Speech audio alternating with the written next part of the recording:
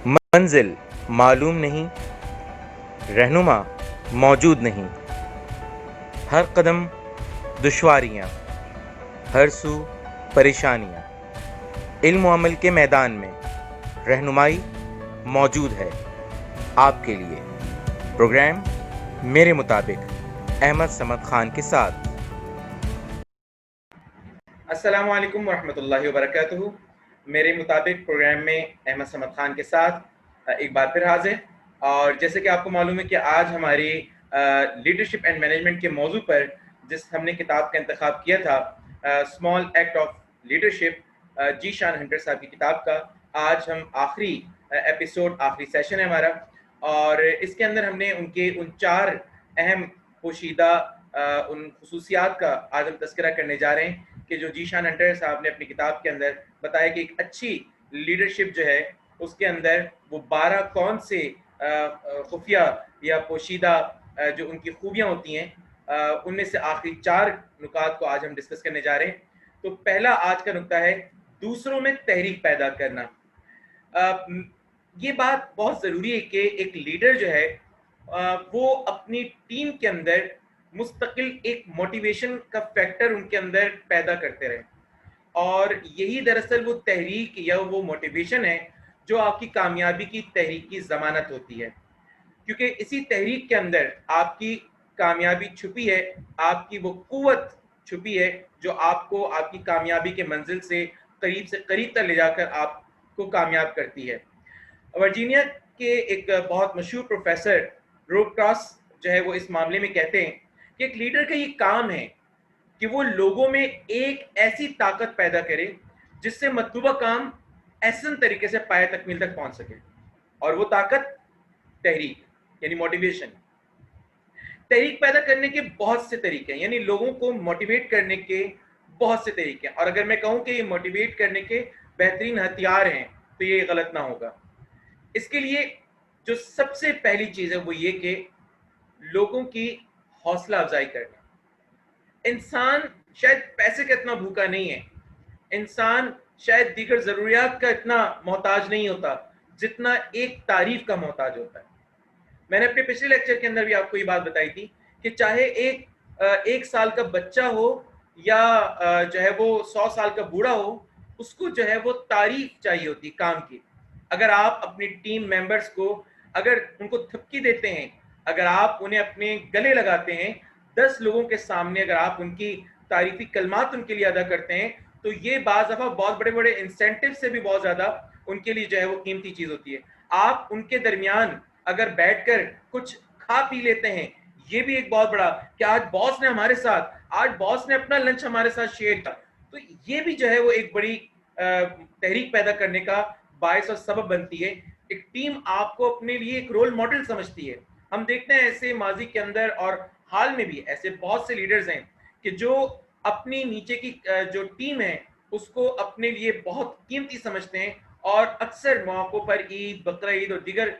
मामलात में जो है हम देखते हैं, या इस तरह के जो फेस्टिवल्स हमारे होते हैं उसमें बिल्कुल अपनी टीम के साथ नीचे उतर कर उनके साथ इशाइया या उनके साथ जोहराना या उनके कामों की तारीफ करना या उनका नाम किसी महफिल के अंदर लेना, ये वो चीज़ें होती हैं जो हम देखते हैं कि टीम जो है उनके साथ लग जाती है और उस टारगेट को और ऑब्जेक्टिव को हासिल करने में कि यार ये बंदा बहुत ग्रेट आदमी है। तो मैं समझता हूँ पहला जो हथियार हम इस्तेमाल किया जा सकता है वो ये कि लोगों की हौसला अफजाई करना। और क्योंकि उनकी मेहनत होती है इसके अंदर, उनकी मेहनत जो है वो लगी होती है, तो मैं समझता हूँ कि हौसला अफजाई उनका हक है ये। दूसरी चीज़ ये हो सकती है कि आप उनको कोई नकद इनाम भी आप उनको कैश की सूरत में भी आप दे सकते हैं। कोई ज़रूरी नहीं कि वो कैश कोई बहुत बड़ी अमाउंट हो, लेकिन आपका दिया हुआ तोहफ़ा, मुझे अच्छी तरीके से याद है कि मेरी वालदा जब आलिमा का कोर्स कर रही थी, तो उस कोर्स के उसमें उन्होंने जो सबसे बड़ी पोजीशन यानी अपने पूरे इंस्टीट्यूट के अंदर, इदारे के अंदर उन्होंने पोजीशन हासिल की, तो उनके जो उस्ताद थे उन्होंने 1000 रुपए का जो है वो उनको इनाम अता किया था, जिसको उन्होंने कोट कर लिया था, यानी बाकायदा उसकी प्लास्टिक कोटिंग करके उसे महफूज किया और उस पर लिखा कि ये मेरे उस्ताद की तरफ से मेरी बेहतरीन कामयाबी पर जो है इनाम है। तो आप अंदाजा लगाइए कि वो 1000 रुपये खर्च भी किए जा सकते, लेकिन लोगों के लिए यही चीज़ें यादगार होती हैं। आप उनकी तारीफ करें, आप उन्हें कोई कैश प्राइज दें, आप उनकी हौसला अफजाई करें, कोई सर्टिफिकेट इस हवाले से उनके लिए क्यों आप अनाउंस करें, या दीगर कोई मराहत इस हवाले से हम उन्हें दे सकते हैं। ये वो चीज़ें होती हैं जो इनके अंदर क़ुव्वत जो है वो पैदा करती है। अच्छा, मैं यहाँ बताऊँ कि तहरीक जो है वो दरअसल 2 तरह की होती है जिसको हमें समझना चाहिए। एक तहरीक जो है वो अंदरूनी होती है, जो अंदर से इंसान की तहरीक पैदा होती है, और एक तहरीक जो है वो इंसान की बैरूनी जो है वो होती है। अच्छा, अंदरूनी और बैरूनी तहरीक के हवाले से जिन चीज़ों का ज़िक्र भी मैंने आपके सामने, जिन हथियारों का मैंने ज़िक्र आपके सामने किया, ये वो तमाम हैं जो इंसान के बैरूनी जो है वो तहरीक पैदा करने का बाइस बनती है। लेकिन जो अंदरूनी तहरीक होती है वो एक रूहानी तहरीक होती है, वो मुस्तकिल और मुत्तसिल एक कोशिश जो एक लीडर अपनी टीम की तरबियत के लिए कर रहा होता है, और मुस्तकिल बुनियादों पर उनके अंदर जो है उनकी ग्रूमिंग, अंदर के एक इंसान की ग्रूमिंग कर रहा होता है। वो इंसान के अंदर एक रूहानी जो है वो ताकत पैदा करती है और मोटिवेट करती है। खुसूसियत के साथ अगर हम देखें तो जब हम अपने काम को अपने मजहब के साथ जोड़ देते हैं तो वहाँ हम उसके नताइज बहुत ही मुस्बत और बहुत ही आला देखते हैं। अब देखें, एक तालिब इल्म के लिए अगर हम देखें कि वो तलबा जो बहुत ऑब्जेक्टिव, उनके टारगेटेड, उनके गोल्स बहुत यानी तयशुदा होते हैं कि उन्होंने डॉक्टर बनना है, उन्होंने इंजीनियर बनना है, यकीनी तौर पे वो अपने उसी लिहाज से मेहनत करते हैं कि उन्होंने उस कामयाबी को, उस पोजीशन को हासिल करना है। तो ये अंदर से उनकी एक ताकत मौजूद होती है कि उनको वो आगे का मुस्तकबिल उनको दिखा रही होती है कि वो आने वाले दौर के अंदर वो किस पोजीशन के ऊपर होंगे। ये वो अंदर की वो ताकत होती है उनको जो उस मकाम पे पहुंचाने का सबब और बाइस बनती है। इसी तरीके से अगर आप फौज के अंदर अगर आप देखें कि एक सिपाही अपनी जान देने के लिए तैयार क्यों होता है, दरअसल उसे अपनी जमीन से, अपनी मिट्टी से, अपने मजहब से वो मोहब्बत होती है। ये वो अंदरूनी कैफियत होती है जिसकी बुनियाद पर वो हर चीज के लिए तैयार हो जाता है, बहुत ही हाईली मोटिवेटेड हमें नजर आता है। तो ये नुक्ता जो था हमारा कि तहरीक पैदा करना, ये हमारा एक जो है पहला, आज के 4 पॉइंट्स में पहला पॉइंट था। दूसरा पॉइंट आज जो हमारा है वो ये कि मामूल से हटकर काम करना। यानी एक लीडर के लिए ज़रूरी है कि कभी-कभी वो अपने उसूलों से हटकर भी कुछ चीज़ें ऐसी करे जो टीम के लिए एक जो है वो उनके लिए एक मोटिवेशन फैक्टर बन सकती है। मिसाल के तौर पर आपने बेशुमार ऐसे कवानीन अपने बनाए होते हैं कि जिनको आप उनके लिए बड़े उसूलों पर कारबंद होते हैं और उन उसूलों के तहत आप चल रहे होते हैं। तो कभी-कभी उन उसूलों को हम तोड़ भी सकते हैं, क्योंकि ये उसूल कुछ ऐसे तो नहीं है कि कोई आसमानी उसूल हो कि जिनके बगैर हमारा कोई काम हो ही ना सकता हो। मिसाल के तौर पे अगर आपसे मैं कहूँ कि आपके जो है वो अगर कोई यानी आपका 9 टू 5 का जो है वो टाइमिंग आवर्स हैं आपकी, और डेली आपका जो आपकी जो टीम है वो एक जो है वो काम के सिलसिले में अपने पूरे उन औकात कार के अंदर तनदेही के साथ लगी हुई है, तो कोई ऐसा दिन भी हो सकता है कि उस दिन जो है वो काम को रोक दिया जाए, और काम को रोक कर उस दिन जो है वो टीम के साथ कोई मैचेस कर लिए जाएँ, कोई खेल कर लिया जाए, उनके कोई आज जल्दी ऑफ कर दिया जाए, उनको कोई और मराहत जो है वो दे दी जाए। तो ये भी इस तरह से हो सकता है। मिसाल के तौर पे अगर मैं आपको एक अमेरिका के एक शहर के हवाले से आपको बताऊँ, गल्फ पोर्ट जो है वो एक शहर है, वहाँ जहाँ पर 2005 में एक बहुत बड़ा जो है वो हमने देखा कि एक तूफान आया, और वहाँ का एक बहुत मशहूर बैंक जो हैंकॉक बैंक के नाम से मशहूर है, हम देखते हैं कि उसके 2 बड़े-बड़े जो उसके दरवाजे थे वो तबाह हो गए, और तहखाने के अंदर जो है वो पानी आ गया, और हर तरफ यानी तहलका सा मच गया वहाँ पर। आप यकीन जानिए वहाँ उस वक़्त जो मैनेजर था, उसके उस बर्बक फैसले का, मैं ये नहीं कहता कि ये काम हमें भी कर लेना चाहिए और क्या हमें इसका कितना फ़ायदा हो सकता है, लेकिन बहरहाल उसने अपने उस हालात और माहौल के लिहाज से कि पूरा शहर जो है वो पानी के अंदर जो है वो डूब चुका है, तूफ़ान बुरे तरीके से आ चुका है, ऐसे में उसने फ़ौरी तौर पे कि लोगों को छोटी-छोटी ज़रूरियात के लिए जो है वो पैसों की ज़रूरत होगी, उसने फ़ौरी तौर पे ये फ़ैसला किया कि क्यों ना मैं ये काम करूँ कि उसने तमाम जो है वो अपने खाते लेकर जो है वो बाहर फुटपाथ पर बैठ गया आके, और उसने वहाँ पर अपने बोर्ड शोर्ड लगा दिया, और लोगों को वहाँ पर $200 जो है वो उसने देना वहाँ पर लोगों को शुरू कर दिया। आप यकीन जानिए कि एक लोगों का जम्मे गफ़ीर था जो उसके पास वहाँ पर वो $200 लेने के लिए आए, और वहाँ लोग अपना खाता खुलवाना शुरू कर दिया, और उस जैसे-जैसे लोग अपना खाता खुलवाते, ये लोगों को $200 देता कि अपनी फ़ौरी ज़रूरियात के लिए जो भी हैं आप सिलसिला शुरू कर दें। अब आप देखिए बड़ी तादाद लोग की वहां पर आए, अब खाता खुलवाने के लिए एक नॉमिनल कोई अमाउंट उसने तय कर ली। अब हम देखते हैं कि इस सूरत में क्या हुआ कि एक नुकसान ये तो जरूर हुआ कि इस जो तरीका इसने इख्तियार किया उसमें 20 लाख डॉलर ऐसे थे जो वापस उनके अकाउंट्स के अंदर नहीं आए, लेकिन 1.5 मिलियन